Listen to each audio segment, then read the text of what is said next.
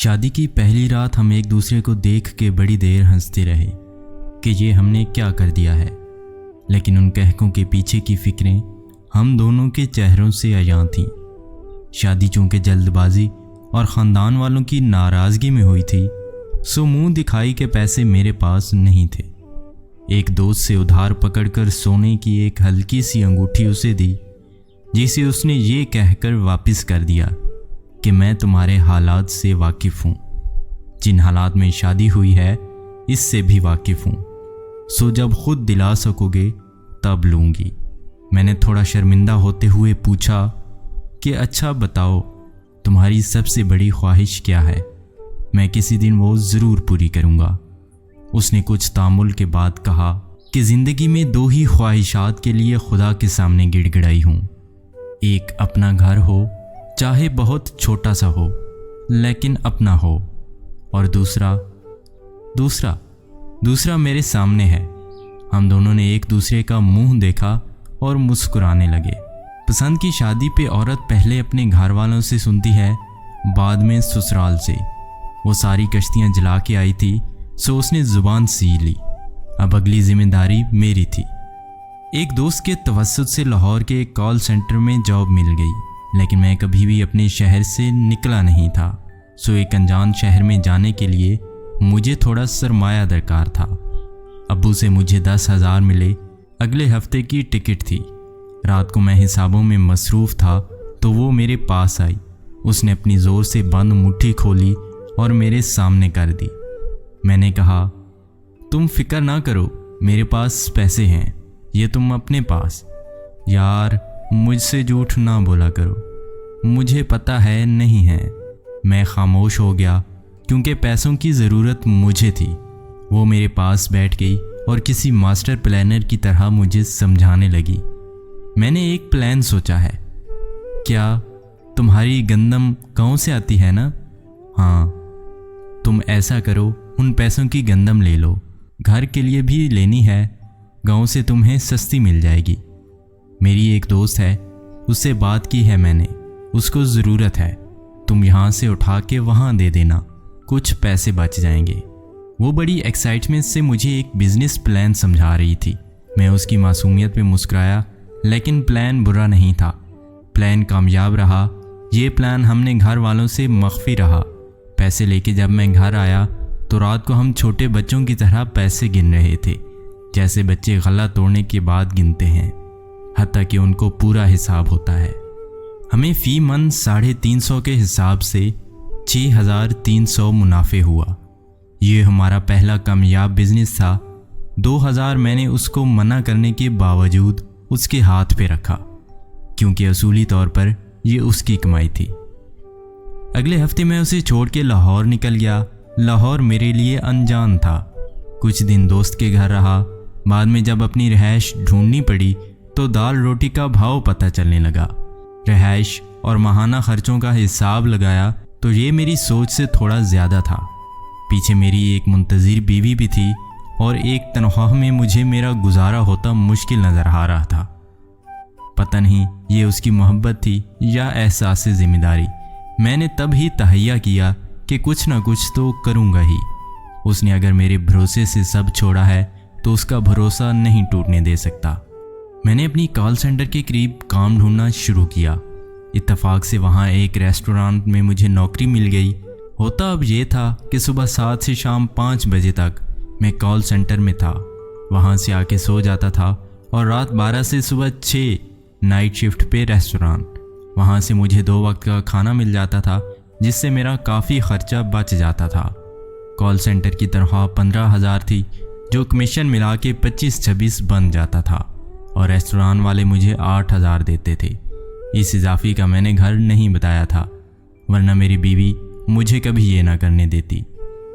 महीने बाद घर आया तो 12,000 उसके हाथ में रख दिए।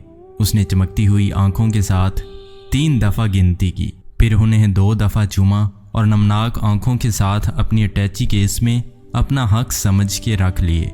उसकी वो खुशी मेरे लिए कायनात की सबसे महबूब शय थी। मैं उसे अपने साथ ले जाना चाहता था, लेकिन मेरे वहाँ के हालात इस चीज़ की इजाज़त नहीं देते थे। उसने भी बुर्दबारी की इंतहा करते हुए खुद ही मना कर दिया। उसकी दुआएं थीं या उसका रिस्क। 2 माह में मुझे एक फर्म में नौकरी मिल गई। ये मेरी तनख्वाह 40,000 थी, जो मेरी सोच और ज़रूरियात के हिसाब से काफ़ी ज़्यादा थी। मेहनत की आदत तो मुझे पहले ही थी, सो फारिग वक्त में मैंने एक पैकिंग कंपनी में नाइट शिफ्ट पे नौकरी कर ली। ये काम रेस्टोरेंट से काफ़ी बेहतर और साफ़ सुथरा था और तनख्वाह भी मुनासिब थी। इस नौकरी का मैंने उसे नहीं बताया कि उसको सरप्राइज़ दूंगा। इस दफ़ा मैं 2 माह बाद घर आया। उसकी सालगिरह थी और घर वालों के सामने हम इंतहा के मेसने थे, उनको हम कुछ नहीं बताते थे। सालगिरह पे मैंने एक छोटा सा केक हम 7 लोगों में तकसीम हुआ। रात को हम जब कमरे में अकेले हुए, उसने खुशी और हैरत से उसे उलट पलट कर देखा और पूछा, क्या है इसमें? खुद ही देख लो। ओह अच्छा, मेरे पास भी कुछ है। मैंने हैरत से पूछा, वाकई? क्या? उसने अपने अटैची केस से एक छोटा सा डब्बा निकाल के मुझे दे दिया। पहले उसने अपना डब्बा खोला तो खुशी के मारे उसकी हल्की सी चीख निकल गई। ये एक एंड्रॉयड स्मार्टफोन था। उसको फोटोग्राफी और ब्रांड्स सर्च करने का ख्वाब था, जिसको वो दोस्तों के मोबाइल से कभी कभार पूरा कर लेती थी।